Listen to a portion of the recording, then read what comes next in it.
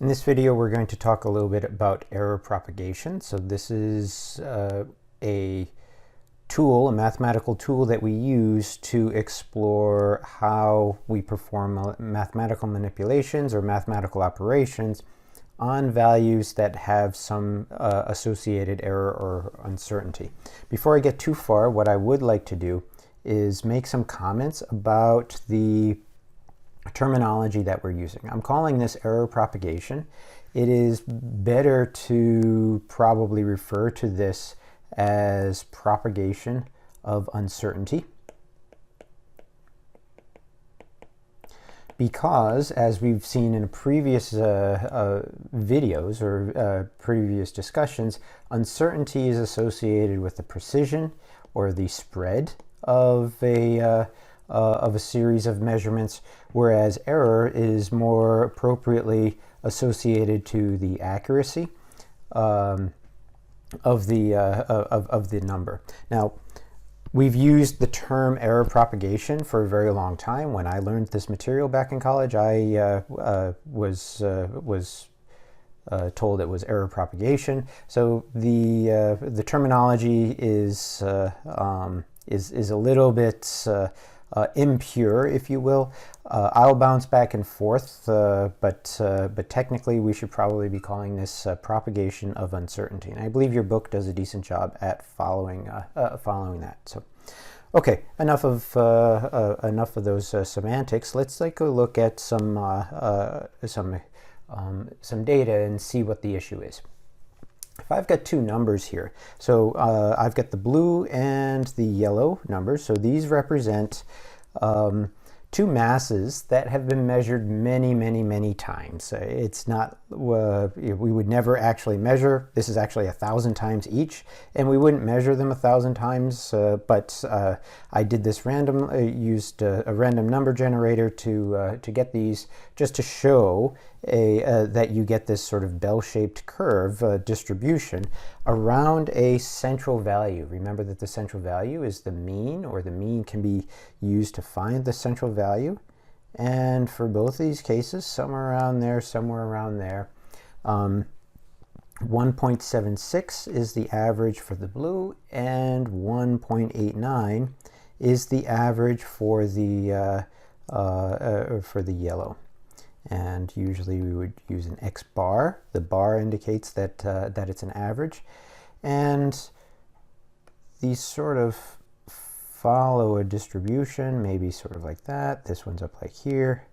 And notice how this curve, the yellow, is narrower than this curve here is. Those we'll learn in a subsequent video that the breadth of that curve is related to the standard deviation. It's essentially the dispersion or the spread of the values.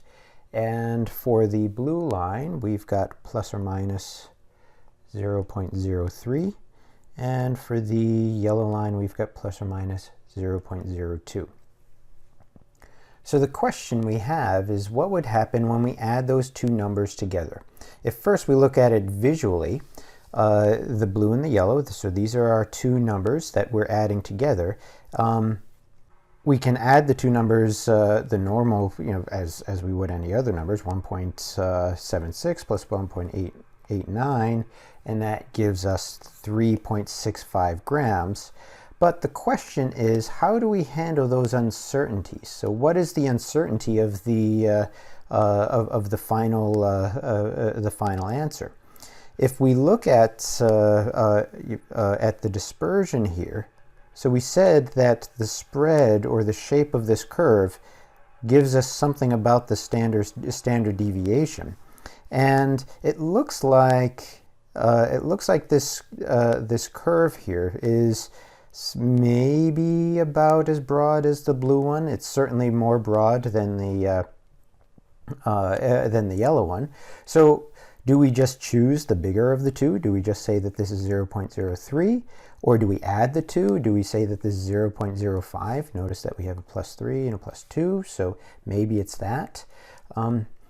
Let's take a closer look at that area. And so this is a little animation that is showing a that sort of Gaussian distribution and how it fits the added values. So the range looks like it is around 0.036. So the distribution looks like has a standard deviation of 0.036. And this is really nowhere in between. It's somewhere in between these two, but it's not obvious how we go from 0.03 and 0.05 to this number here. So that's what we're trying to handle. It turns out that the math to do this is fairly straightforward, but it's not an obvious add or subtract. So here are the two error propagation equations that we need to become familiar with. It turns out that the error that we propagate depends on the type of equation that we use. Here are just two basic examples. If we're just doing additions and subtractions, then we're going to use a particular equation here that has this form. If, on the other hand, we are doing an equation that has multiplication and division, the equation for uncertainty looks a little bit different. We're not going to worry about this one right yet. We're just going to we know that it exists, and we're just going to focus on this equation on the left-hand side. So R is going to be our if this is our result, and our result consists of adding and subtracting numbers, what we end up doing for the uncertainty of the result, that's why it's called UR, it's the uncertainty of the result. We take the uncertainties of each individual number, we square them, and then we take the square root of that number at the end. Notice, regardless of whether or not we're adding or subtracting, we are always going to be adding those squared standard deviations. If you remember from a previous video, if we take the standard deviation and we square it, that is the same thing as the variance. And we had mentioned one of the things that we like about variance is that it is additive, and this is exactly what's going on here. We're adding the variances, not the standard deviations. We're adding the variances of the individual numbers to get the variance of our result. And then the square root there is to convert it back into the units that we're interested in. So if we were to take the two numbers that we had before, we had 1.76 plus or minus 0.03, and then we added that to 1.89 plus or minus 0.02, we get our result. So if this is an A, and this is UA, this is B, this is UB, our result, R, I'll put it over here since I have a little bit of space, is the sum of those two numbers, the 3.65, and we're trying to use this equation to find out UR. So UR is equal to the square root of UA squared, so that would be 0.03 squared plus UB squared, 0.02 squared. If we crunch that number, we get 0.036, which is what we saw on the previous slide for the when we were just doing a qualitative sort of matching the matching a Gaussian distribution or a Gaussian curve to the distribution of results. Let's look at the other example when we do multiplication. So the equation for that, I'll rewrite, is the uncertainty of R divided by R is equal to UA over A squared plus UB over B squared, and then we would keep on going if we had more components. The difference here is that we're talking about, if we look at the UR over R, that stands for, that is the relative error, the relative uncertainty. whereas for addition and subtraction, we were using the absolute, just UR itself. So we're asking here, which of the following methods for preparing a 1 millimolar solution from a 1 molar stock solution provides the smallest overall uncertainty? So we're trying to find a small uncertainty. Step number one in all of these types of problems is going to be do the problem ignoring uncertainty. And that's because the math part that we're used to, the algebra, doesn't change. It's the same thing as always. So for example, in this problem here, we're just doing in step one, we're just doing a one-step dilution, so that's 1.0 molar. We're trying to figure out what its concentration is if we take 1 milliliter of that and dilute that to 1,000 milliliters. We crunch that number,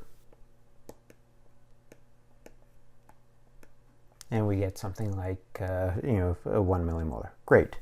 So that's the equation that we would do. In order to figure out the uncertainty, notice what we're doing. We're taking a number, we're taking an A, we're multiplying it by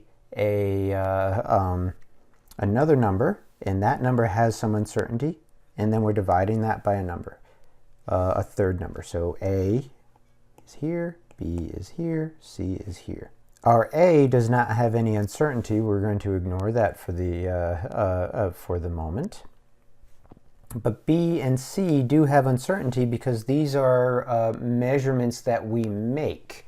So if these are measurements that we make, we need to look at a table, and I'm sorry that my writing comes up a little bit above this, but we can go ahead and grab some of that information. This is the table that's in your textbook. The 1 milliliter transfer pipette has a tolerance of plus or minus 0.006. So this is for the 1 milliliter. And then for the 1 liter volumetric flask, it's plus or minus 0.30. That's the 1,000 milliliter. And while we're waiting here, let's see, we need 20, 25, and 500. So the 20 is 0.03, 20 milliliter. The 25 is also 0.03, 25 milliliter. And then we need the 500 milliliter flask, which is 0.20. So these are all our tolerances, and we get those from our textbook. These are not things that we would need to memorize. Okay. So if we are dividing two numbers with uncertainty, we're going to use the relative uncertainty equation that I've written up there. And UR over R is equal to the square root of 0.006 over 1. And that's because the 1 milliliter pipette has a tolerance of 0.006. Square that. And do the same thing for C, which is the 1,000 milliliter volumetric flask. Squared. When we crunch this number, we get a value, UR over R, of 0.006. We're going to keep this as a relative uncertainty, so it's divided by R, just for comparison's sake, so that we can compare the two setups. So what I'm going to do here is I'm going to write UR over R over here is equal to 0.006 because I do need to make some space. Let's take a look at step 2. Step 2 is a little bit different. because we do multiple steps. We start off with 1.0 molar, but the first dilution, we do two dilutions. So the first one is 20 milliliters, 20.00, is diluted into 1,000. And then we take that solution and we go one step further. We take 25 milliliters of it and dilute it to 500 milliliters. Still, we get our answer of 0.0010 molar, which is what we would expect, what we hope. But the equation now that we have is A times B divided by C times D divided by E. So again, we're going to ignore the initial concentration and just focus on the uncertainties of the volumetric glassware that we're using. But now our UR over R equation, UR over R, is going to have 4 terms in it. It's going to have an expression for each one of those B, C, D, and E. The first one is the 20 milliliter volumetric flask, the pipette. Then that's the volumetric flask, the 1 liter volumetric flask. Then we've got the 25 milliliter pipette. Let me squeeze this in. And then lastly, we've got the 500 milliliter volumetric flask. When we crunch these numbers, we get a UR over R equaling 0.002. So what we should see here is for the one-step dilution, we have an uncertainty of about 0.006, a relative uncertainty. For the two-step dilution, we've got an uncertainty of 0.002. What's important to show here is that they're different. So even though we made the same solution, one method gave us better uncertainty than the other. And it turns out that a two-step dilution provides us with a more precise, less uncertain final volume. Now, we do need to keep in mind that there are other factors that could come into play when deciding how to create or prepare solutions. This process here took longer, and it had more steps. So it's possible that we could introduce error, human error, or personal errors if we ran into difficulties using the equipment, or if we weren't technically skilled enough for using the equipment. So we do need to take those types of things into consideration, but that would depend on the application and other factors in generating the solutions. So in summary, we need to get proficiency with working with these two equations. So we've got these two general approaches to handling error propagation. If our problem is working with addition and subtraction, then we're going to be adding the absolute errors, the absolute variances of the errors, to get the error in, or the uncertainty in, our result. If, on the other hand, we are using multiplication and division, we are using the relative errors, the relative uncertainties. There do come times, and we will look at this shortly, where we would need to use both. Let's look at one final example that involves both of the uncertainty equations. So if you recall, if we want to calculate or estimate the uncertainty in a mathematical operation that involves addition or subtraction, we are using the absolute uncertainty equation, which is on the left-hand side here. However, if we are doing multiplication or division, then we need to use the relative uncertainties, which is on the right-hand side.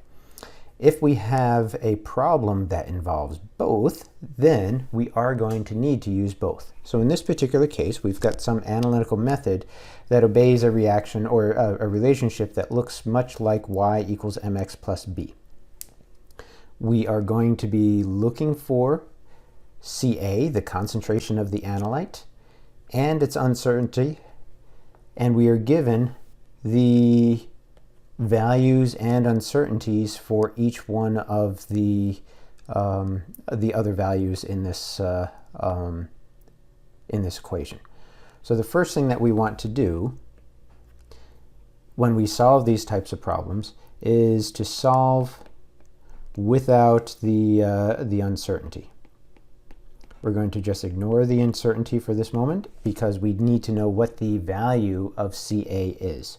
If we rearrange this equation, we end up getting that Ca is equal to S total minus SMB divided by Ka.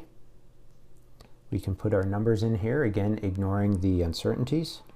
24.37 minus 0.96, and that gets divided by 0.186 ppms to minus 1. That's the only unit that, or only numerical value that has a unit.